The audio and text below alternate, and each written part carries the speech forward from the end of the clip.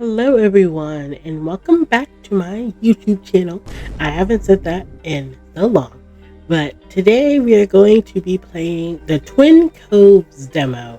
If you know anything about me, you would know that I love mystery games. I love anything that has to do with mystery, solving, supernatural stuff, anything like that is my cup of tea. So when I saw this on itch.io, I was really excited to look into it. It is a demo, but it looks like it has a lot. Um, there's a lot going on. So if you guys are interested, please go and support Wisteria Games with their demo, Twin Coves. This is 2.0. You guys can't see the sticky note because of me, but you can see at the top.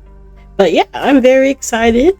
This is my first time playing, so let's see. Oh, okay. So we can choose to go. Oh, the meme. The meme, the Barbie meme. I love that. Morgan Cooper. Choose your own name. I'll choose. Bone. Patrice. What's my gender? Non-binary. They, them. Do you want feminine or masculine appearance? I will do. Let's do feminine. And I use they, them. Leather or jean? Jean. I'm not wearing a jacket. Is this correct? Yes. Yes, it is. Wisteria Games. Alright. Let's see. Twin Code. Oh. Alright. Okay, production. September 1997. Prologue. Welcome to Twin Cove. Okay, so I'm assuming that there are like chapters. Alright. Oh. Well, let me move over here. I stare at the hole in the ground before me as a shiny oak casket is slowly lowered into it, and I will myself to feel something other than numb. I've felt every emotion possible in the past week, and now I have nothing left. I'm empty and cold and wet. And yet I still can't stop crying. I've been there. I have been there, honey. Been there. Raindrops mix with the tears on my cheeks as Gideon is finally laid to rest. A sudden wave of grief, a heavy weight pressing down on my chest, making it hard to breathe. I should have been there. I should have done something. Though I know there is little I could have done. He had a heart attack and crashed his car. I hadn't even known he'd been on a stakeout for a client. Someone is speaking, and I can't seem to focus on the words on the service. They sound distant and muffled, and it's taking all my focus to remain standing while holding the umbrella over my head. Next thing I know, one by one, all of us in attendance take turns stepping forward, each tossing a clump of dirt into the grave. I barely register that I moved until the cold dirt is clenched in my fist, then released with a dull thunk as it hits wood. I've been doing better these past few months since my stint in the hospital, getting out of the house more, laughing again, helping Gideon with his work. The frightened and broken person I'd been, the one who sensed the threat behind every corner and flinched at every sound, had been starting to heal. 7 months ago, I thought waking up in a hospital after almost getting killed was the worst it could get. But now, Gideon's gone. How can I do this without him? A choked sound escapes my throat, and I start to cry in earnest, barely hearing the hollow words of comfort being spoken around me. A few people touch my shoulder or spare me a kind word before passing by. I clench my fists, barely registering Damien Luna's face until he is standing right before me. Bone. His voice is soft, like he's trying to put a frightened animal at ease. He gently grasps my shoulder. He cared for you a great deal. I nod once, allowing the hard lump in my throat. Swallowing the hard lump in my throat, excuse me. My nose burns. I blink away the remaining tears. I can't seem to find anything to say in return. I know you're hurting, but you don't have to go through this alone. Come to dinner with me. I think we should talk. I don't know. No, I'm in mourning. I look up, meeting Damien's warm brown eyes, and I hesitate, old instincts flaring and even in warning, even as I register the sincerity in his eyes. But I am tired of being afraid. I have to start trusting someone at this point. I decide Damien is a good place to start. He was Gideon's friend after all. Yeah, okay. Damien's hand slides to my back, guiding me towards his car through the pouring rain. We've only made it a few steps when the mayor of Twin Coves, Miranda Archer, appears in front of us, blocking our path. Get out of the way! Move! Oh, Bone, dear, I'm so very sorry for your loss. Gideon was such a pillar of the community. It's like we all lost someone special to us. I know Sheriff North in particular will feel his absence the most. He does apologize for not being able to make it this morning. Official sheriff business, you understand. No. If he meant that much to you, you could take off work. You can leave. Her voice was saccharine, I don't know, sweet, and her condolences ring hollow as her sharp green eyes rake over me. If you need anything at all, you just let me know. Thanks. Thank you. She holds my gaze a moment longer with a strange, appraising look, then turns abruptly and walks away. I watch Mayor Archer's retreating figure with a furrowed brow. Damien only sighs and continues to usher me forward. It's only then I realize she completely ignored him. My car is this way. My gaze lifts as the new movement catches my eye, and I see Kai making his way towards me, his face pensive. We haven't really talked much since I came back to town, or at all. Our old rivalry... I hate that word. My old rivalry has seemingly been forgotten in the wake of everything that's happened. Before he can reach me, however, Mr. Cross appears, stepping smoothly into view. Kai hesitates, conflict flickering across his features for a moment before he turns abruptly and walks away. Oh, you're scared. You're a scaredy kid. Yes, you are, scaredy. Makes Patrice. Mr. Cross grabs my hand, giving it a comforting squeeze. In his other hand, he holds an umbrella dripping with rain. I'm so very sorry about Gideon. He was a good man and an even greater friend. I will miss him a great deal. His dark eyes hold mine, even hidden behind his sunglasses.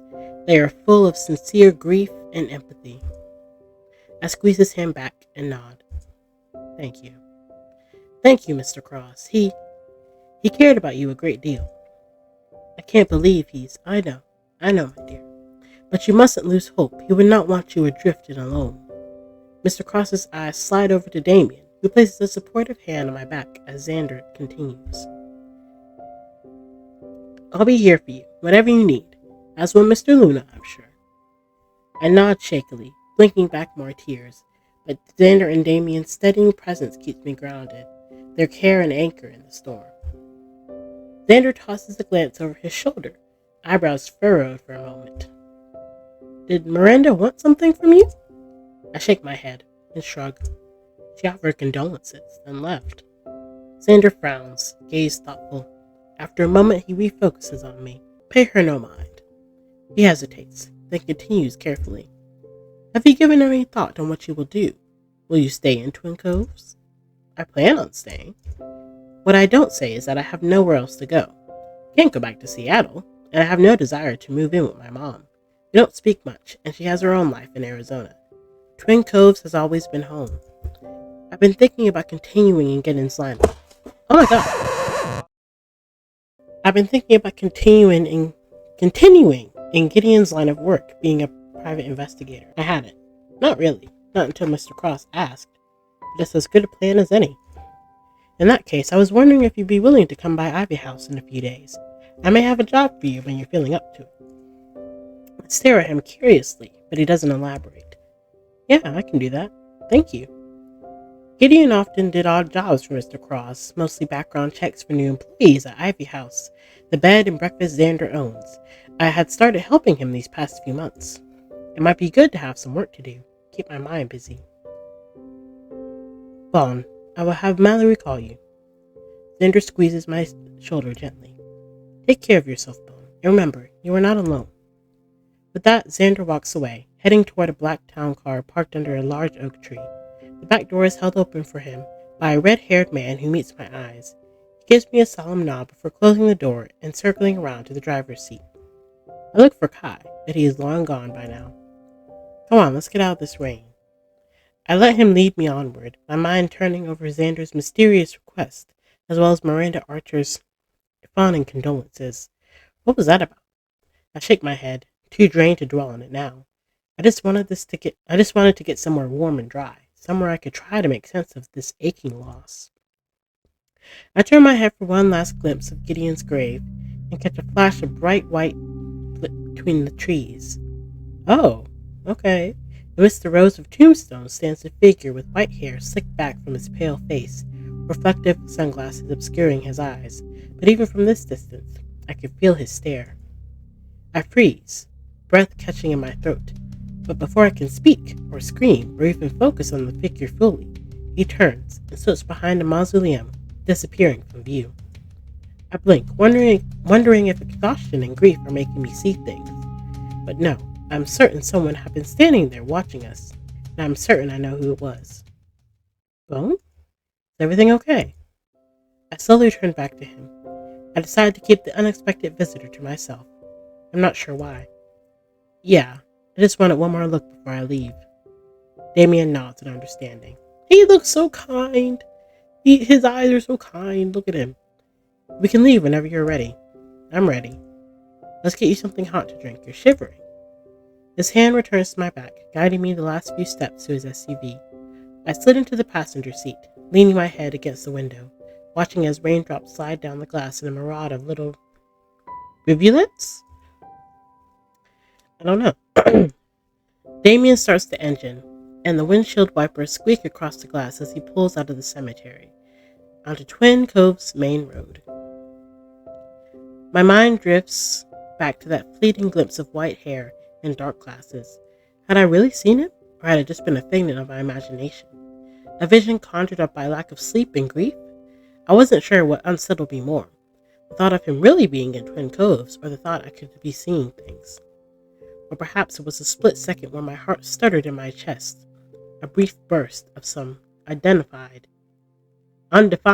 emotion. Though maybe it's not so undefinable. And why do I keep saying unidentifiable? It's undefinable. I feel fear. It was fear.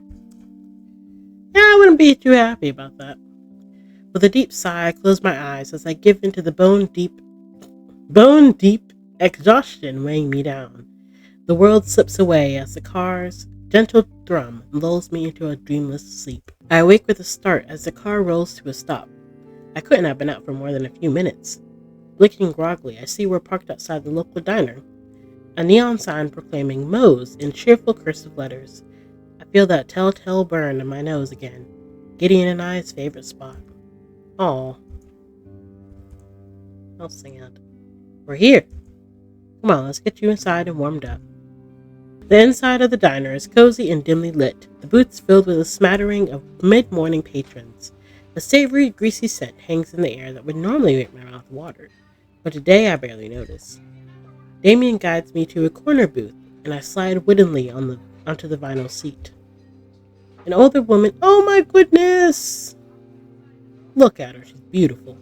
An older woman with frizzy gray hair and bright red lipstick bustles over, order pad in hand, her name tag reading Norma. Oh, Norma, I love you. You look like a Norma. She's been one of the waitresses at Moe's forever. She worked here when my mom did, back when I was a kid. What can I get for you folks today? Her eyes land on me, then widen with recognition. Her expression softens. Oh, honey, you look absolutely dreadful. Let me bring y'all some coffee. Thank you.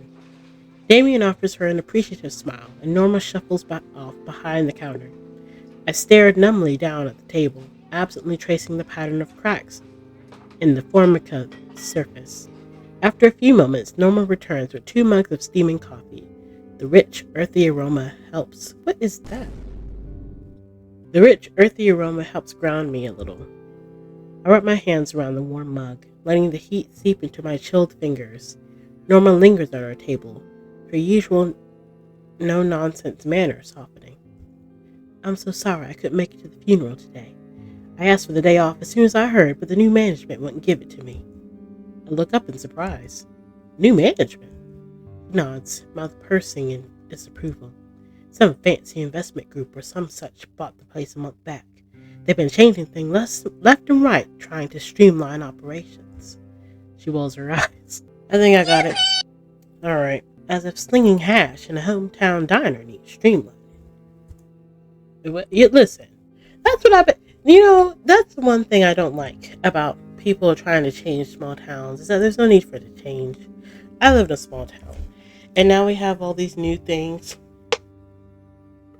Like, it's one thing to bring branded stuff in, but we don't need everything under the sun. That's what ma and pa shops are for.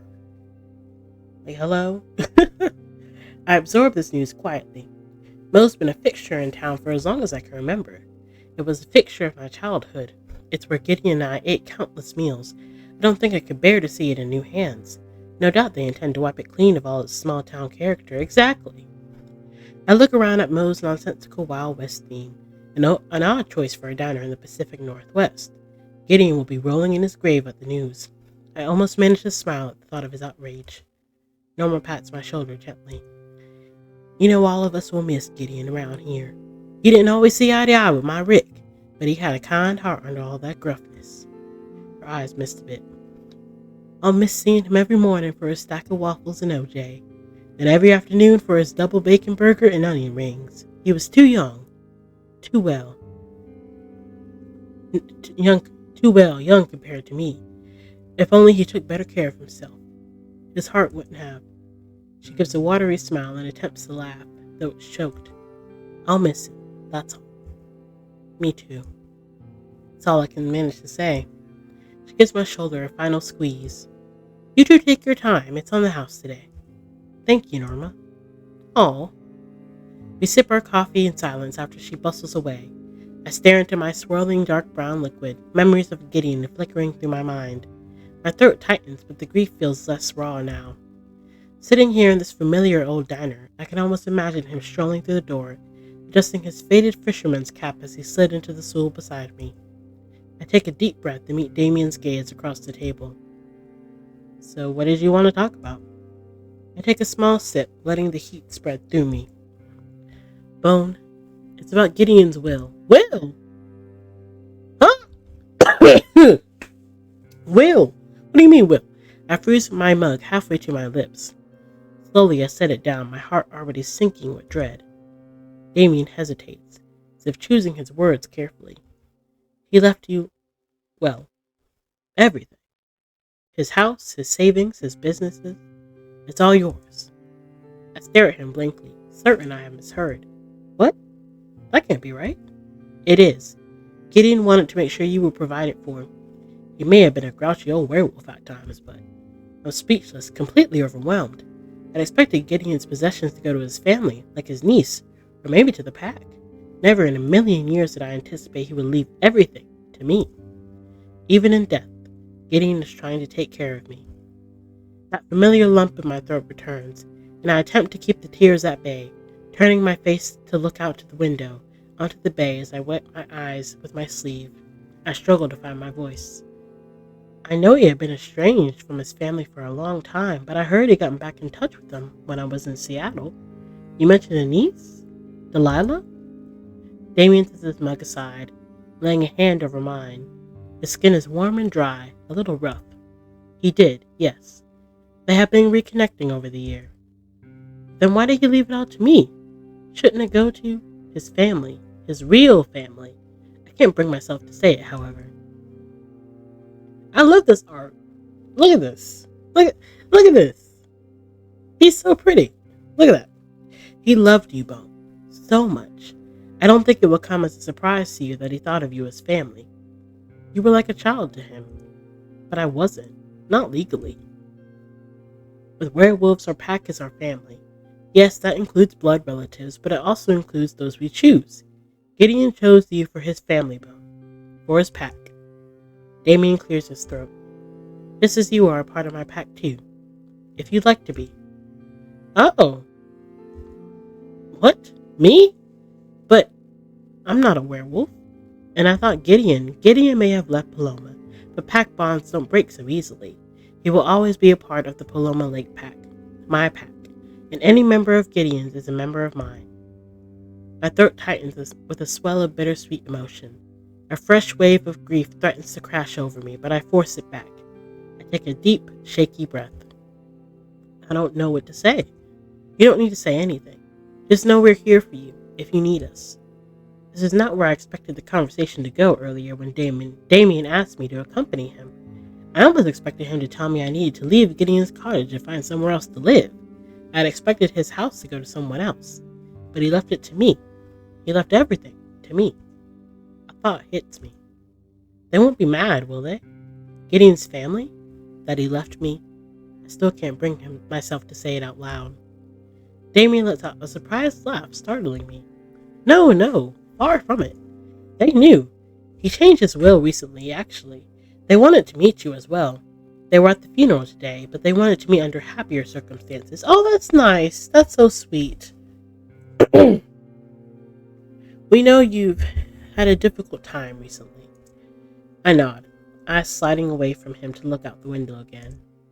I was thinking perhaps a dinner at my home. Neutral territory for you all to get better acquainted. When you're ready. There will also be some finer things we need to discuss about Gideon's will. Mostly papers you need to sign. Yeah, dinner. Maybe. This is all... I just need some time to think. My voice cracks on the last word.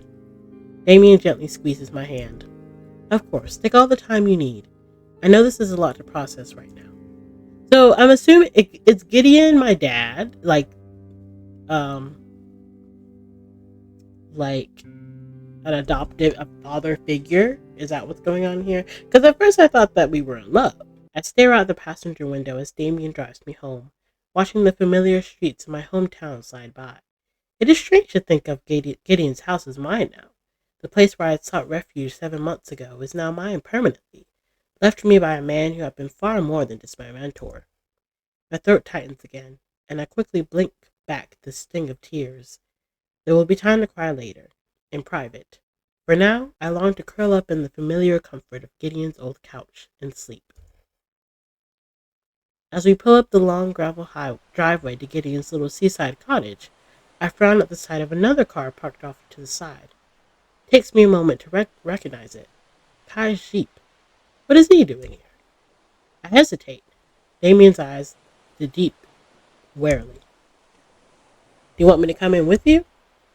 I got it. I'm good. No, it's okay. I'll be fine. All right. Call me if you need anything. I'll check in a few days, and we can discuss the will in more detail then. Thanks, Damien. I've had to infuse my voice with all the gratitude I feel, not just for today, but for his help this past week in planning the funeral. But my voice comes out tired and raspy. Of course. I climb out of the car on shaky legs, and I hear the crunch of gravel behind me as he pulls away. Drawing in a deep breath, I steel myself and head over to face Kai. Oh my, he looks angry. What the hell did I do? As I approach, the Jeep door swings open, and Kai slides out. He straightens up when he sees me, an uncertain look crossing his face. Hey. His voice is soft, matching the expression on his face. He slips his hands into his khakis pockets, then pulls out a second later and begins playing with his car keys, the jingle over loud in the silence stretching between us. Hey. My voice comes out hoarse. I clear my throat and try again. What are you doing here? Kai runs a hand through his neat black hair, then returns his hands to his pockets. I wanted to talk to you, to offer my condolences in person. I would have done it at the funeral, but I thought maybe this would be better. I nodded mutely. Part of me wanted to be alone right now, but a larger part was grateful for the company. How long have you been waiting? Not long. 15, 20 minutes maybe? Oh, that's kind of a long time. The rain stopped. It did. Kai watches me almost wearily, then swallows, rocking back on his heels. Can I come in? That jolts me out of the fog I found myself in. Of course he doesn't want to have a chat in the driveway. I head towards the porch, fishing my house keys from my pocket. Right, of course. I can come back another day. I shouldn't have just shown up like this. I'm sorry, Bill. No, come in. It's fine. It's been a long day. It's not even noon. I felt that it's not even noon, Lord. I lead the way up the front steps, the house looming dark and silent around us as I unlock the door. Stepping inside, a pang goes through me at how cold and empty it feels without Gideon's warm, gruff presence. Kai hovers in the entryway to the kitchen as I flick on the lights and toss my coat over the nearest chair. I busy myself with putting a kettle on the stove, more for something to do than any need for another hot beverage. Neither of us seem to be very good at emotional conversations. Finally, I turn to face him across the kitchen counter. So, you said you want to talk? I shift my weight awkwardly, unsure of what to make of Kai's somber demeanor. This uncertain, hesitant version of him feels foreign. The Kai I knew had been quick with a clever quip or cocky remark, but we had never been in the heartfelt, serious types with each other back in school. Kai clears his throat, glancing down at his hands still in his pockets. He slides them free. Look, Bo, there's something I need to tell you. He takes a step closer, gently taking one of my hands in his. My breath hitches in surprise at the contact. Kai meets my gaze, his dark eyes uncharacteristically vulnerable. Good God. I was looking at that word before I even started reading this, and it just looked unfathomable. I know this is probably the worst possible timing. Then don't say it. Then don't say it at all. But I can't keep waiting for the right moment. Not after I'm not reading it. After what? Come sit down with me. No. This is beautiful art, by the way. Mutely, I let him lead me over to the couch. We sit angled toward each other. His hand still cradling mine. Kai takes a deep breath. I don't think Gideon's death was an accident. His words hit me like a punch to the face. The timing, the way he died, it doesn't add up. What are you saying? I somehow managed to force the words out, though they sound like they're coming from someone else. Kai grips my hands tighter. I think he was murdered, Bone. I stare at him, stunned. Whatever I had expected him to say, it wasn't that. Murdered? But the coroner ruled it as a heart attack. Gideon's had a history of heart problems. He had a heart attack and crashed his car. It wasn't. Kai shakes his head firmly.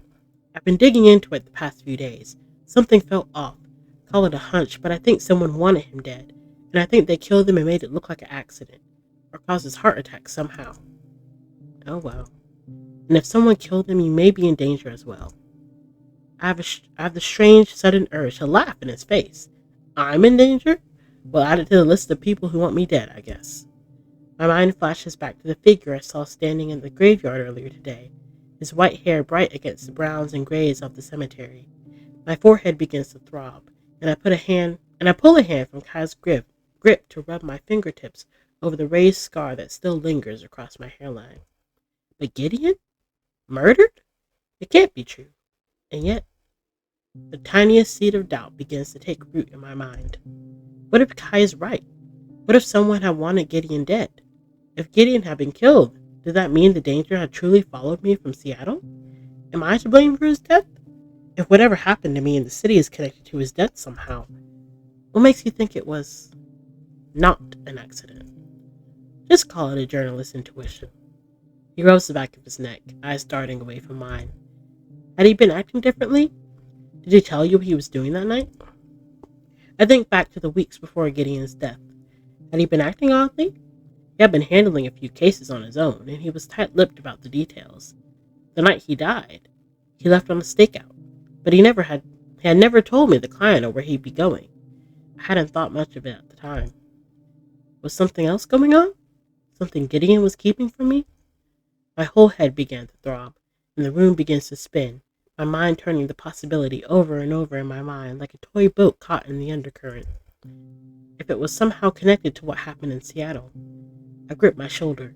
If only I could remember. The dark void where my memories should be yawns ominously, pulling me down into its own powerful current.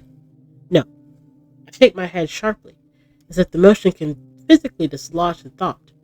I can't let paranoia overtake me. It's what got me into this mess in the first place. Gideon's death was a tragic accident, nothing more. I tear my hand from Kai's grip and stand abruptly, anger rising up to the back of my throat. How dare he come in and dump this on me? I think you should leave. Bone, please just listen. No, this is crazy, Kai. Gideon is gone. I won't entertain some crazy conspiracy theory about how he died. Last time I entertained a conspiracy theory, it almost got me killed. I take a shaky breath, glaring down at him. Now, I need you to go. I want to be alone. Kai looks conflicted, but he rises slowly from the couch. Okay. I'm sorry, Bone. This was a bad idea. You think? My voice is sharp, and Kai looks deservedly chastised. He moves reluctantly towards the door. But I meant what I said. Your safety could be at risk here, too. Just be cautious. I snort. I've been nothing but cautious, bordering on paranoia for 7 months, but Kai doesn't know that. I follow him to the door in tense silence. He hesitates on the threshold, turning back to face me with an earnest look. Please be careful, Bo. I couldn't... Just be careful, okay? Before I can respond, he slips out the door and down the steps into the gloomy afternoon. Gloomy? Well, I close the door firmly behind him, locking it and checking it once, twice, then lean my back against the hard wood, letting out a shaky breath. Alone in the echoing stillness of my house, my certainty wavers. What if Kai was right? What if? No, I couldn't afford to think like that. Not now when I was barely holding myself together. With effort, I push aside the doubts and walk through the rest of the house, checking and double-checking the locks on all the doors and downstairs windows. Then I decide to head upstairs to bed. Things would look clearer in the morning. They had to. I made my way upstairs to my bedroom, each footstep echoing hollowly through the empty house. Gideon's house. My house now. It still feels like a dream. All of it feels like a dream. A part of me hopes I'll wake up tomorrow morning to hear Gideon downstairs, banging around the kitchen or talking to the TV, and all of it will have just been a terrible, terrible dream. I stand in the middle of my room for a long moment, eyes scanning over the familiar space that somehow feels foreign now. Finally, I move to the closet and pull out an old manila folder from the top shelf.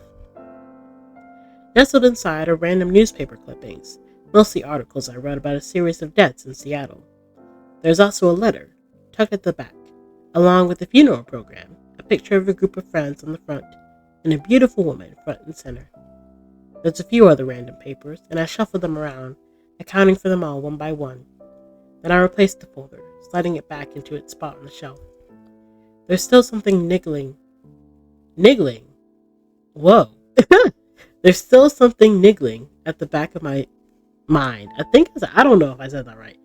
A flash of white hair standing among the gravestones, pale red eyes watching me behind dark glasses. He wouldn't.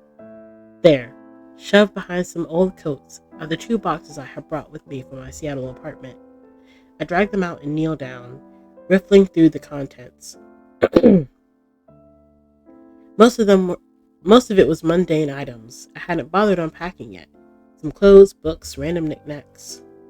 Near the bottom of the second box, I find an old shoebox filled with Polaroids, ticket stubs, and other small keepsakes I had held onto over the years. Tucked next to the box is an old sweater. A box of... What? Tucked next to the box. Oh, I see. Tucked next to the box in an old sweater. It's wrapped in the sweater. A bottle of fancy whiskey that Gideon had given me upon getting my first real journalism job rests unopened. With slightly trembling hands, I would draw the bottle and contemplate it. This had been Gideon's favorite. I carefully placed the bottle beside me and removed the shoebox, digging inside.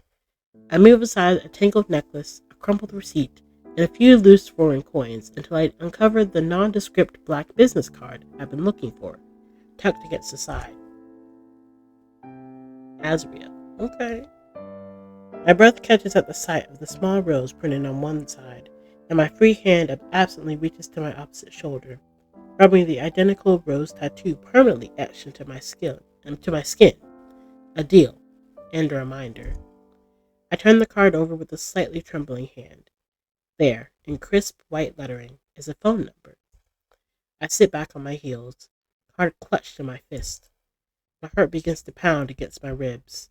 I have tried to throw this thing away 1,000 times since it first fell into my possession, and yet I can never bring myself to actually do it. Even after everything, I still keep it. Perhaps I knew I may need it again one day. I stare down at the number, my fingers itching to grab a phone, to call and demand answers, but a flicker of fear holds me back. Once you open Pandora's box, there's no putting everything back in again. I learned that the hard way. And do I really want to know? Or is it better left buried, like my memories? I sit unaware as the shadows lengthen around me until the room grows dark, and the only light left to see by becomes the moonlight shining through the windows. The business card remains clenched tightly in my fist, both a temptation and a warning.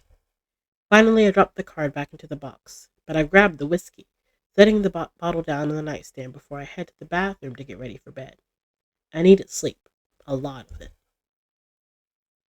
My dreams are a confusing jumble of shadowy figures, phone numbers, and Gideon's face. But one image lingers even after I wake. A red rose, petals glistening darkly like fresh blood. Oh, chapter 1. Poking an old wound. Okay, wait. What? What? I'm really intrigued by this. I'm really intrigued. I love what has already been going on, and I love the men that I have met because they're all very pretty. sorry about that. They're all very pretty. But I'm excited to see where this goes. I'm excited. I don't know how many chapters there are. So I think we're just going to go chapter by chapter and to see how it goes. But thank you guys for watching. I appreciate it. If you want to go play this game for yourself, please head over to the link in the description. Play the demo, tell the people what you think. And I'll see you guys next time. Bye.